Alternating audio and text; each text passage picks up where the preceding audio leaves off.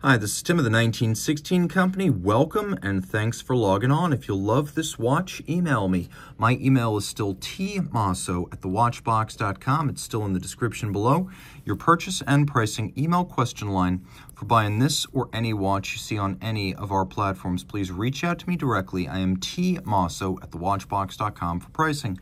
Today, we're discussing the latest in a long line of Mille Miglia-themed chronographs and sports watches from Chopard. Now, the historic Mille Miglia was raced on public roads as a rally event from 1927 to 1957 and reestablished as a classic car rally in 1977. Since the 1980s, Chopard and its car enthusiast owner, Carl Friedrich Schäufele, have been involved as sponsors and participants.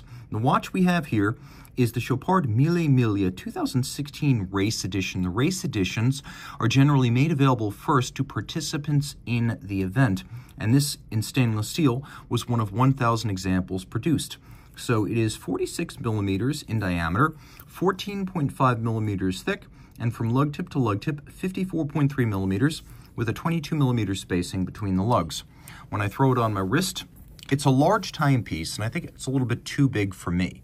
Taking a look down the barrel, you can see those lugs are probably out over the edge of my wrist, and from the top, you can definitely see that the watch is too big. It's not too thick, and with a domed bezel, it should slip underneath most cuffs, but if your wrist is large enough to accommodate this watch, your cuff likely is big enough to slip over it. I recommend wrists of 17 centimeters circumference and larger. The strap is high-grade calfskin. You can see it's a matte medium brown, sheer-cut flanks, very thick layers of leather. There's a monotone stitch. You can see that there's calfskin on the bottom. This is a Chopard factory strap, buttery smooth, although it is new. You can see no crimping, no gouging. The watch comes with a deployant clasp, and it is a double deployant clasp with the combination of polish and engine turning internally, and then twin trigger release, so you have to press both triggers for it to open. It can't pop open inadvertently, even in the heat of battle while driving your car in the Mille Miglia. Now, the watch includes lugs that are stepped out from the case band. At 46 millimeters in diameter, it's quite large, though it has a classical design to it. The timepiece has this vintage sort of chronograph aesthetic with a rounded case, a minimal amount of external features, though the bezel is inset from the case band to visually thin it out.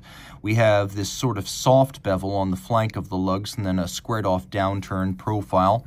We have a vintage drilled metal steering wheel center on the outer edge of the crown, and pump style pushers, again drawn from antiquity, the kind of chronograph aesthetic you might have seen at the tail end of the Mille Miglia back in the 1950s.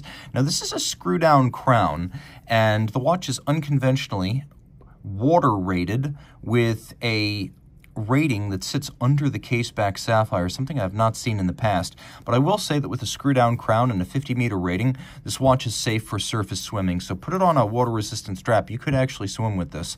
Let's do a quick loom shot. No shortage of loom. And the watch actually has the aesthetic of a dashboard instrument from a 1940s or 50s performance car. That's the inspiration behind that particular font and the radially arrayed numerals there. The watch does feature a chronograph complication and a tachymeter scale, which acts as a flange or a rehaut that unifies the bezel with the dial base. The classic example would be to use the chronograph and the tachymeter to gauge the speed of a race car over a kilometer. Now, we have a classic balanced triple register dial, chronograph hours and chronograph minutes in a sort of dark gray to differentiate from the rest of the dial.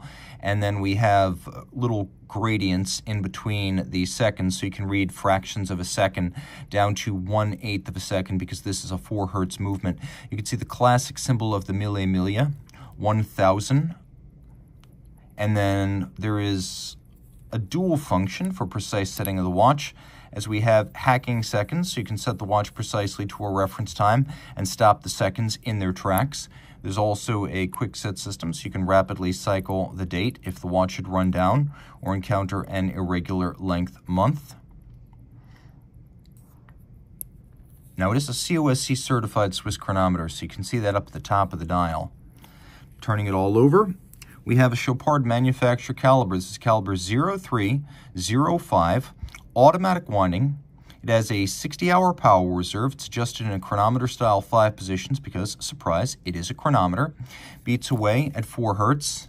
And you can see, although not elaborately decorated by hand, it is handsomely decorated by a combination of manual and mechanical means. It features a crisp column wheel action for cycling the chronograph, a traditional way of building a chronograph and an upscale way of doing it. Very crisp action, the 60-hour power reserve chronograph movement.